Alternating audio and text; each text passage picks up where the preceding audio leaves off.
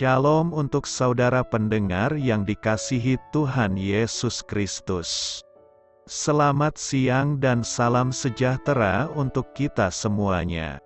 Selamat datang kembali di renungan siang dan doa siang pada hari ini. Semoga saudara yang terkasih dalam keadaan sehat selalu. Kiranya damai dan sukacita Roh Kudus melimpah di dalam hati dan pikiran saudara saat ini. Sebelum kita mulai renungan pada siang hari ini, marilah kita bersama-sama berdoa.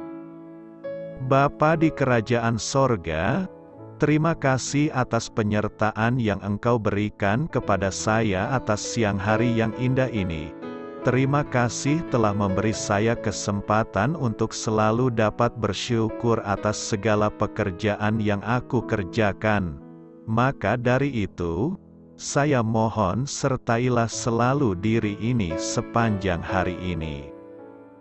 Terima kasih atas berkat Tuhan hingga saat ini aku masih bisa merasakan kebaikan Tuhan dan buatlah agar bibirku selalu mengucap syukur kepadamu.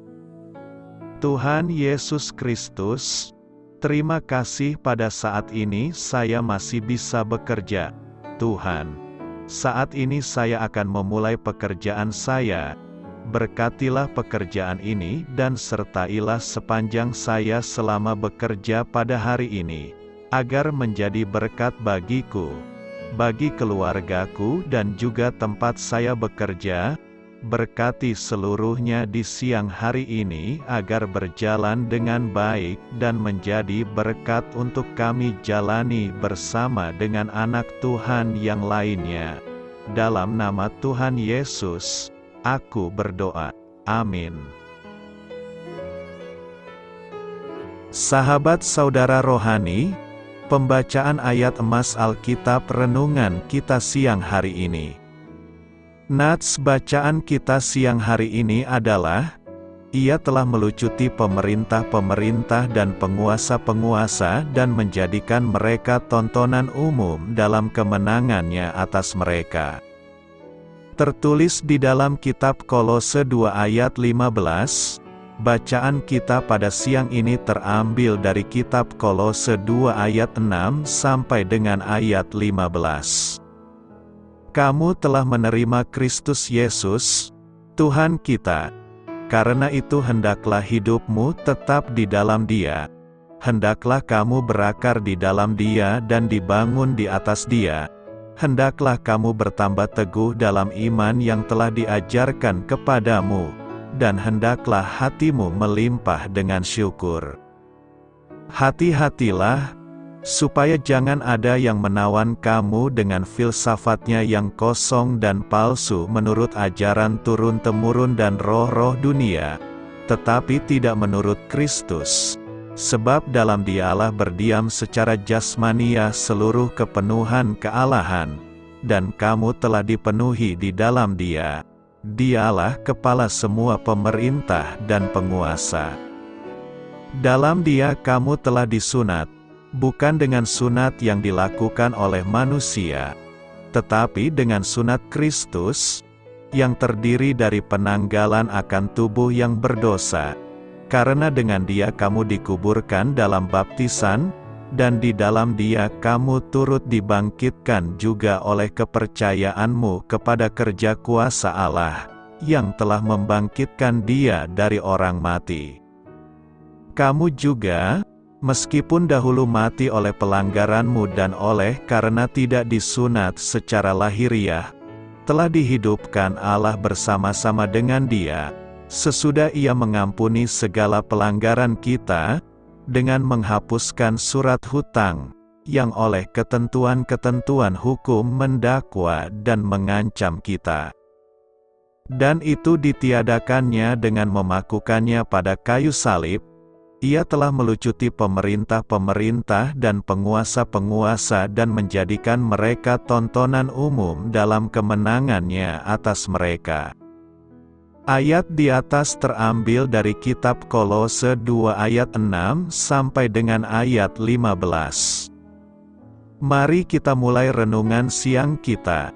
Judul renungan kita hari ini adalah Pihak yang menang. Kata bijak Alkitab hari ini adalah setan mungkin memenangkan beberapa peperangan, tetapi ia tidak dapat keluar sebagai pemenang.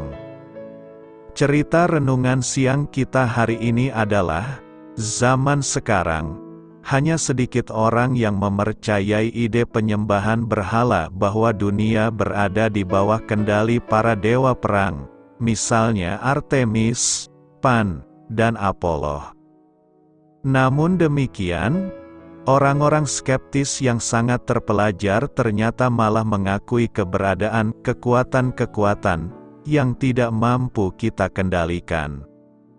Sebagai contoh, mereka mengaitkan ketidakmampuan kita untuk mencegah terjadinya kekerasan di berbagai tempat di dunia ini dengan sesuatu yang mereka sebut kekuatan internasional, dan mereka berbicara tentang kekuatan ekonomi yang berada di luar kendali kita.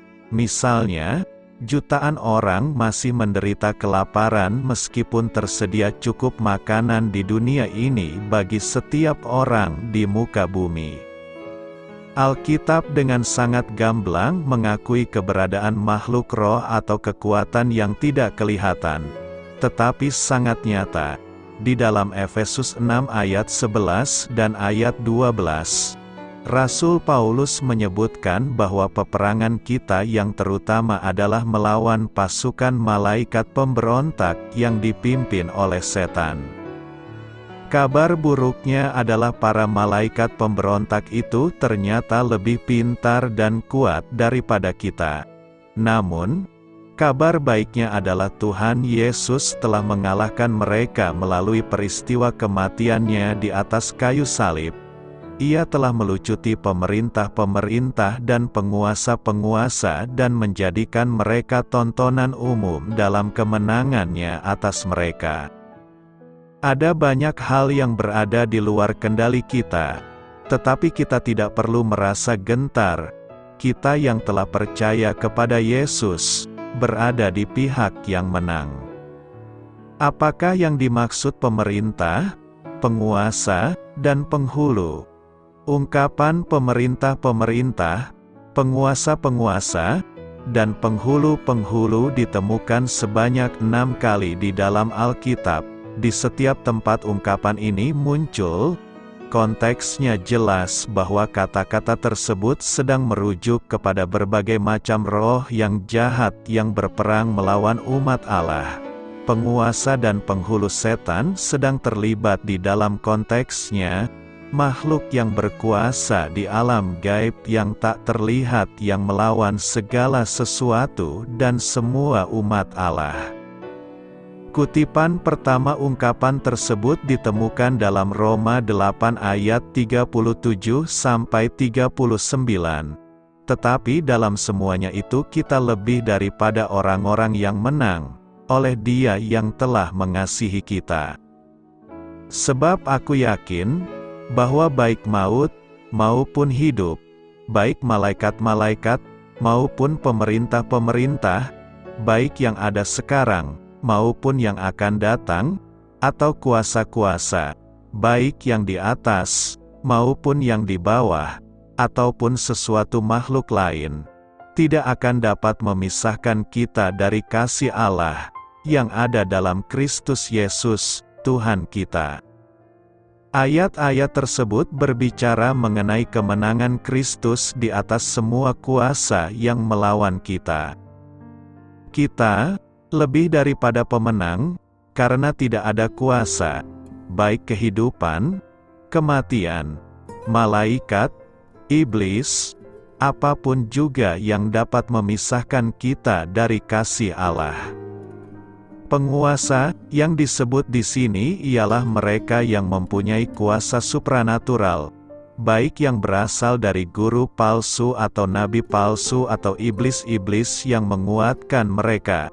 Yang jelas adalah, siapapun mereka itu, mereka tidak bisa memisahkan kita dari kasih Allah. Kemenangan dijamin.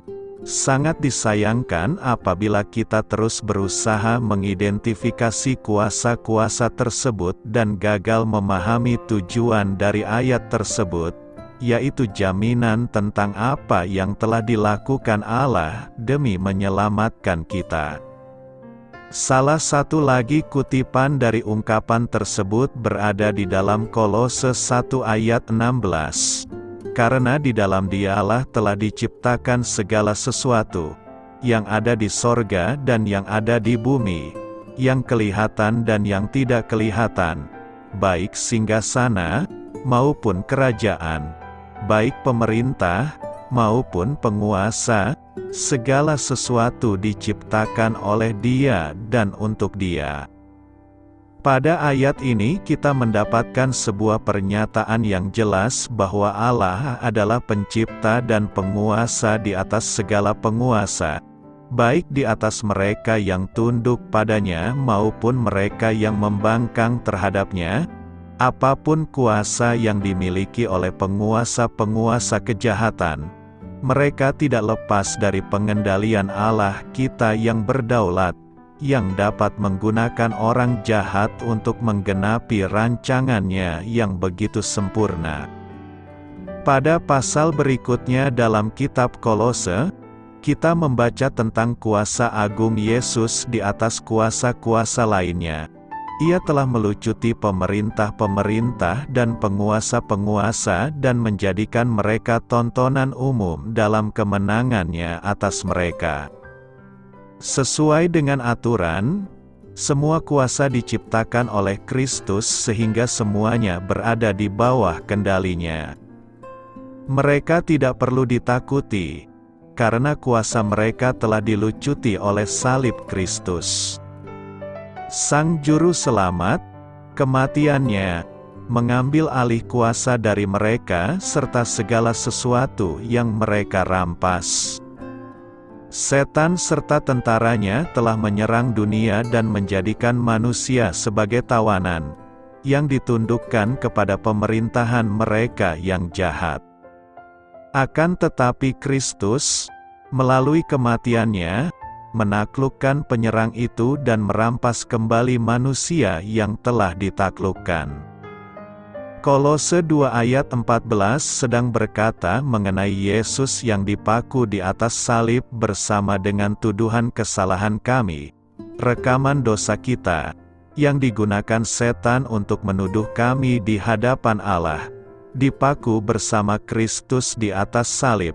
Dengan demikian tuduhan sudah dihancurkan, dan kuasa gelap sudah tidak lagi mendakwa kita. Kita sudah tidak bersalah di dalam pandangan Allah. Dengan demikian pula, kuasa mereka tidak dilucuti. Efesus 3 ayat 10-11 memperkenalkan penguasa dan pengulu yang lain mereka yang berada di alam surga, supaya sekarang oleh jemaat diberitahukan pelbagai ragam hikmat Allah kepada pemerintah-pemerintah dan penguasa-penguasa di sorga, sesuai dengan maksud abadi, yang telah dilaksanakannya dalam Kristus Yesus, Tuhan kita. Di dalam bagian ayat ini, kita melihat para malaikat yang melihat hikmat dan tujuan Allah di dalam rencana keselamatan melalui Kristus. Para malaikat, baik yang kudus maupun yang tidak kudus, menyaksikan kemuliaan Allah dan keagungan Kristus di atas semua makhluk, di dalam gereja, yang diselamatkan dan dilindungi oleh kuasa-Nya. Efesus 6 ayat 12 menyatakan peperangan rohani di mana kita bertarung sepanjang hidup kita, melawan pemerintah-pemerintah, melawan penguasa-penguasa, melawan penghulu-penghulu dunia yang gelap ini, melawan roh-roh jahat di udara. Sehingga, setelah diselamatkan, kita harus terus berjuang berbuat baik menurut kesadaran akan jaminan kemenangan yang disebut dalam Roma 8, hampir seperti kita sedang menghadapi sebuah bala tentara kuasa jahat yang telah kehilangan kuasanya dan yang di atasnya kita telah dijanjikan kemenangan. ialah tugas kita untuk menunjukkan dan bergantung pada hikmat dan kuasa Allah dalam menaklukkan mereka dalam hidup kita. Kita mampu melakukan ini dengan mempercayai kemenangan Allah. Referensi terakhir dari ungkapan ini kita temukan dalam Titus 3 ayat 1. Pada konteksnya, ungkapan tersebut sedang membahas otoritas pemerintah yang telah ditetapkan Allah di atas kita demi perlindungan dan kebaikan kita. Mereka adalah perwakilan Allah di dunia, dan ketundukan terhadap Allah melibatkan ketundukan terhadap otoritas yang telah Ia tetapkan. Mereka yang melawan otoritas di dunia sedang melawan ketetapan Allah, dan siapa yang melakukannya akan mendatangkan hukuman atas dirinya. Jebakan dan jalan hidup orang Kristen. Saudara-saudara yang terkasih di dalam Tuhan Yesus, setiap orang pasti tahu dan mungkin pernah memainkan sebuah permainan, game, yang disebut dengan ular tangga. Permainan itu berupa susunan dari rangkaian anak tangga yang berisi peluang dan tantangan. Jebakan, yang dapat mempercepat langkah untuk mencapai tempat terakhir dan atau memperlambat untuk mencapai tempat terakhir. Dalam permainan itu, peluang dan tantangan, jebakan, dihadirkan sedemikian rupa untuk mempercepat atau memperlambat mencapai tempat terakhir agar memenangkan permainan itu. Untuk itu, setiap pemain harus terampil dalam mengocok bola dadunya untuk memperoleh angka yang diinginkan agar dapat menghindari jebakan-jebakan untuk mencapai tempat terakhir. Permainan ular tangga adalah salah satu dari sekian banyak permainan yang tidak sulit kita temukan. Dalam setiap ponsel, handphone, dan komputer juga kita temukan berbagai permainan, games, yang memiliki banyak peluang dan tantangan. Jebakan, yang membuat permainan itu menjadi menarik dan yang membutuhkan keseriusan kita untuk memenangkan permainan-permainan yang ada. Bahkan tidak sedikit orang menghabiskan banyak waktu untuk memainkan sebuah permainan yang terdapat di ponsel atau komputernya. Bila dalam berbagai permainan, games, kita menemukan peluang dan jebakan, maka dalam kehidupan yang kita jalani di dunia ini terdapat juga berbagai peluang dan jebakan agar kita dapat memenangkan setiap pergumulan yang kita hadapi. Sama seperti dalam sebuah permainan, terdapat berbagai peluang yang menolong kita untuk kemenangan atau berbagai jebakan yang memperlambat kita mencapai kemenangan. Demikian juga halnya dalam kehidupan kita. Namun, yang menjadi masalah adalah bagaimana kita menyikapi setiap peluang dan jebakan yang kita hadapi dalam kehidupan ini agar kita dapat memenangkannya. Sikap kita dalam menghadapi setiap peluang dan jebakan dalam kehidupan ini tentunya tidak semata-mata didasari oleh pengetahuan dan keterampilan duniawi yang kita miliki, tetapi terutama disadari oleh pengetahuan dan keterampilan yang bersumber dari pengenalan dan hubungan kita dengan Allah di dalam Yesus Kristus Tuhan kita. Sikap kita hendaknya semata-mata mencerminkan keberadaan kita yang adalah manusia Allah atau umat Allah. Dalam menghadapi setiap peluang dan tantangan, jebakan, sebagai manusia atau umat Allah, kita tidak hanya semata-mata berjuang untuk memenangkan sebuah permainan dalam kehidupan ini, tetapi juga menunjukkan kehadiran kita sebagai saksi-saksi Allah bagi orang-orang di sekitar kita. Ini berarti bahwa kualitas hidup kita hendaknya juga menjadi kesaksian hidup bagi orang-orang di sekitar kita. Singkatnya, berbagai jebakan-jebakan yang terbentang di dalam perjalanan kita hendaknya kita pahami sebagai tantangan dan hambatan yang positif, bukan negatif, agar kita dapat memenangkan berbagai pergumulan dalam hidup dan kehidupan ini. Saudara-saudara yang terkasih dalam Tuhan Yesus, berbagai jebakan yang kita hadapi dalam kehidupan ini dapat dikategorikan dalam 3 hal. Pertama, jebakan karena ajaran-ajaran sesat, filsafat-filsafat yang kosong dan palsu menurut ajaran-ajaran turun-temurun dan roh-roh dunia, manifestasi dari kuasa-kuasa iblis, yang menggoda dan membawa kita pada kebinasaan. Kedua, jebakan karena ulah atau perbuatan orang lain. Dan ketiga, jebakan karena kelalaian dan kesalahan kita sendiri. Tidak ada seorang pun di dunia ini yang terluput dari berbagai jebakan, entah disadarinya atau tidak disadarinya, tersebut. Barangkali setiap orang pernah secara bersamaan menghadapi ketiga jebakan itu dalam seluruh hidupnya. Dapat kita bayangkan, bagaimana situasi seseorang yang menghadapi ketiga jebakan itu secara bersamaan dalam kehidupannya. Jemaat Kristen di Kolose, yang menjadi alamat surat Rasul Paulus, sedang diperhadapkan dengan ajaran-ajaran sesat yang hendak mengarahkan anggota jemaat untuk meninggalkan kebenaran ajaran Kristus.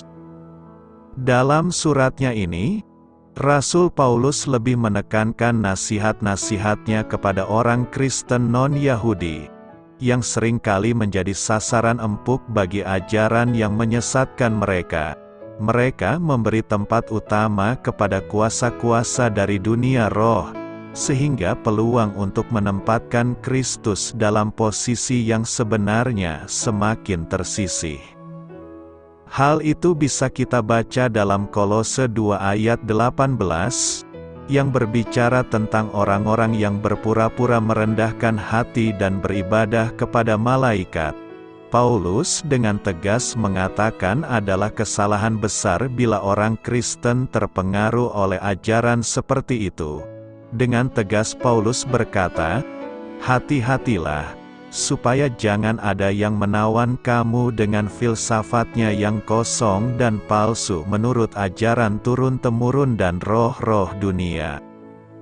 Sesungguhnya, mereka sebagai orang Kristen yang telah menerima Kristus harus bertahan dalam hidup bersama Dia. Kendati demikian ternyata terdapat banyak anggota jemaat yang melihat kembali ke belakang, pada perilaku yang gelap sebelum kekristenan. Mereka telah terperangkap oleh jerat para pengajar sesat dengan pengajarannya yang kosong tersebut. Memang, sebelum menerima Kristus tentu saja mereka terlibat dalam pola hidup yang duniawi, penuh dengan penyembahan kepada roh-roh, dirajai roh perkelahian, persundalan atau nafsu duniawi yang membinasakan. Akan tetapi, setelah menerima Kristus, praktik-praktik lama itu seharusnya sudah berhenti. Yesus yang diterima sebagai Tuhan dan Juru Selamat, seharusnya telah mengubah segala pola hidup dan cara pandang mereka. Setelah mereka menerima Kristus, segala kecemaran dan dosa-dosa mereka telah mati di dalam kematian Kristus, dan bangkit di dalam kebangkitannya. Lebih tegas Paulus mengatakan, "Kamu juga, meskipun dahulu mati oleh pelanggaran dan oleh karena itu disunat lahiriah, telah dihidupkan Allah bersama-sama dengan Dia, sesudah Ia mengampuni segala pelanggaran kita." Lalu, timbul pertanyaan dalam benak kita, mengapa orang yang telah menerima Kristus masih tetap hidup dalam praktik-praktik atau kebiasaan-kebiasaan manusia lama, duniawi? Mengapa orang yang telah beriman kepada Kristus masih tetap menuruti ajaran-ajaran duniawi yang menyesatkan dan membinasakan itu? Saudara-saudara yang terkasih, tak dapat kita pungkiri bahwa selama kita hidup di dalam dunia ini, kita akan selalu menghadapi godaan untuk menuruti ajaran-ajaran dunawi yang sesat dan godaan untuk kembali pada kebiasaan-kebiasaan manusia lama. Dalam menyikapi berbagai godaan yang hendak membawa kita pada pola hidup duniawi dan pada kehidupan yang menyesatkan, maka Rasul Paulus dengan tegas mengingatkan jemaat Kristen di Kolose dan termasuk kita, "Kamu telah menerima Kristus Yesus, Tuhan kita. Karena itu, hendaklah hidupmu tetap di dalam Dia. Hendaklah kamu berakar di dalam Dia dan dibangun di atas Dia. Hendaklah kamu bertambah teguh dalam iman yang telah diajarkan kepadamu, dan hendaklah hatimu berlimpah dengan syukur." Melalui nasihat tersebut, Paulus hendak mengatakan kepada jemaat Kristen Kolose dan termasuk kita bahwa apa yang harus diperbuat oleh umat yang percaya ialah berlaku konsekuen dan konsisten terhadap apa yang telah diimani. Perkataan, "di dalam Kristus" bagi jemaat haruslah berarti, berjalan menurut Dia. Beriman berarti hidup dalam ketaatan. Iman adalah hidup. Ini berarti, iman dan perbuatan tidak dapat dipisahkan. Dengan tidak adanya perbuatan maka iman itu adalah sesuatu yang mati. Perbuatan, itulah gerakan iman. Di dalam perbuatan, manusia mempraktikkan iman di dalam hidup. Dengan tidak adanya perbuatan maka iman tidak lain daripada angan-angan yang mati atau teori yang sia-sia. Iman yang benar ialah berperilaku di dalam Kristus, hidup di dalam persekutuan dengan Dia. Di dalam iman, maka segenap kehidupan kita dikuasai oleh Kristus. Dialah yang memerintah dan mengendalikan manusia. Demikianlah iman membuktikan kesungguhannya. Bila Kristus menjadi Tuhan kita, maka Dialah juga Tuhan segenap hidup kita dan segenap perbuatan kita. Dengan kata lain, hidup yang taat kepada Kristus ialah konsekuensi dari pengakuan iman kita bahwa Yesus Kristus adalah Tuhan dan Juru Selamat dunia. Dalam nasihat tersebut, Rasul Paulus menggambarkan hubungan antara orang beriman dengan Kristus. Setiap orang beriman atau umat percaya digambarkan sebagai sebuah pohon yang tumbuh di tanah yang subur. Semakin akar pohon tumbuh mendalam, semakin kuat dan kokoh pohon tersebut. Selanjutnya, setiap orang beriman atau umat percaya digambarkan sebagai sebuah bangunan yang dibangun oleh seorang tukang bangun yang pandai, yang dapat mendirikan sebuah bangunan yang kuat dan kokoh.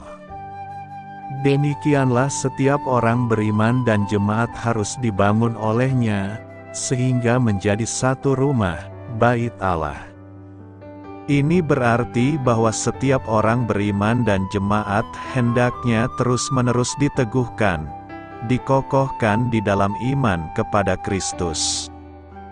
Iman akan semakin mendapat dasar yang kuat teguh dan tak tergoyahkan. Jemaat tidak usah membuang sesuatu daripada Injil yang telah diberitakan Kristus adalah laksana tanah yang subur.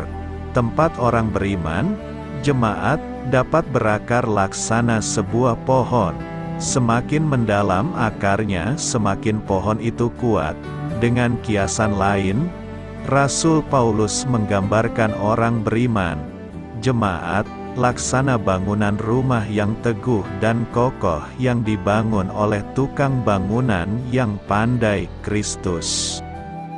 Saudara-saudara yang terkasih di dalam Tuhan Yesus Kristus, sebagaimana Rasul Paulus menasihat jemaat Kristen di Kolose agar tetap hidup di dalam Kristus, berakar di dalam Kristus, dibangun di atas Dia, bertumbuh teguh di dalam iman dan hati yang penuh melimpah dengan syukur. dalam menghadapi dan mengatasi berbagai jebakan dalam bentuk ajaran-ajaran sesat pada masa itu. Demikian juga dengan kita pada masa kini. Situasi kita pada masa kini pasti lebih berat dari tantangan yang dihadapi jemaat Kristen di Kolose pada masa itu. Kita makin hari dicekcoki dengan hal-hal baru yang mungkin menawan hati. Kemajuan teknologi sering pula membuat manusia sombong dan kehilangan pegangan hidup. Banyaknya janji-janji orang-orang pintar telah memerangkap kita dengan falsafahnya yang penuh kebohongan. Untuk mendapatkan kesuksesan yang diimpikan, sering manusia meminjam tangan iblis, seperti merampas, korupsi, berbohong, dan sebagainya. Inilah saatnya berpaling kepada jalan yang benar, bahwa Tuhan yang mengasihi kita, yang memelihara dan memenuhi segala kebutuhan hidup kita, tidak menginginkan kita diperbudak oleh kuasa-kuasa dunia ini. Sekali kita meminjam tangan iblis, sulit bagi kita untuk kembali meraih tangan Tuhan. Genggaman iblis itu memberikan kenyamanan sementara, yang pada akhirnya menggiring kita pada kehancuran. Untuk itulah Rasul Paulus mengatakan, jangan goyah dan jangan tertawan oleh filsafat kosong yang bisa membuai kehidupan kita untuk meninggalkan Tuhan. Setialah senantiasa kepada Tuhan. Amin. Selamat memulai karya dalam minggu ini untuk Tuhan. Doa saya menyertai saudara sekalian. Saya memberkati Anda agar sewaktu Anda mencarinya dari Dia, Bapa Surgawi Anda akan memberikan bagi Anda roti harian Anda, dalam nama Yesus Kristus. Tuhan yang berkuasa atas alam semesta dan menuntun kita kepada iman yang menyelamatkan. Tuhan Yesus menyertai senantiasa. Tuhan memberkati. Amin.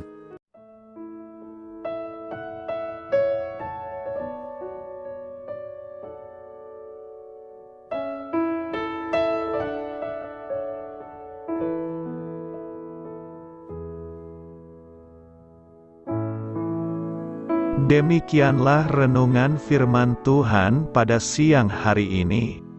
Semoga menjadi kekuatan di dalam hidup kita dan menjadikan kita pribadi yang lebih sukses. Sebelum kita memulai aktivitas hari ini, marilah kita berdoa. Bapa kami yang ada di sorga, terima kasih atas kasih dan kebaikan Tuhan yang begitu besar buat kami. Tuntunlah perbuatanku agar di sepanjang hari ini saya bisa bekerja sebaik-baiknya, tidak pernah jemu menolong sesama, selalu ramah dan tahu terima kasih, menghayati iman dan mengamalkannya dengan sekuat tenagaku. Semua ini saya sampaikan kepadamu, dengan pengantaraan Kristus, Tuhan kami. Allah, Bapa kami bersyukur kepadamu, bahwa dengan bekerja kami boleh ambil bagian di dalam karya-Mu mensejahterakan dan membahagiakan umat manusia. Kami mohon bimbingan-Mu dalam melaksanakan pekerjaan kami hari ini. Bimbinglah kami agar sanggup bekerja dengan semangat kasih, dengan riang, rajin dan jujur. Terima kasih, Tuhan. Amin. Dalam nama Tuhan Yesus Kristus Tuhan dan Juru Selamat kami, Bapa kami yang baik, kami mengucap syukur dan berdoa. Amin. Biarlah firman Tuhan menjadi pengingat untuk kita semua, bahwa tuntunan dari Roh Kudus akan selalu memberi jalan keluar bagi setiap permasalahan hidup kita, dan memberi kedamaian di hati kita. Amin. Sampai jumpa di renungan siang saudara rohani berikutnya. Shalom.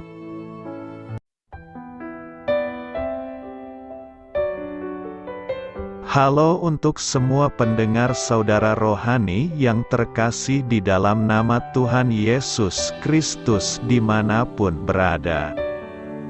Mari dukung kami, tim redaksi Renungan Harian Saudara Rohani dengan cara memberikan bantuan, kritik dan masukan.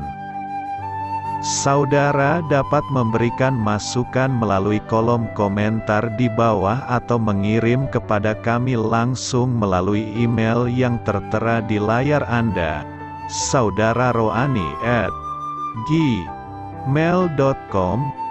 Jika saudara terberkati melalui renungan ini, saudara dapat mendoakan kami dan memberikan bantuan lainnya dengan mengirim email kepada kami. Saya berdoa agar saudara sekalian bahagia dan sehat selalu. Amin.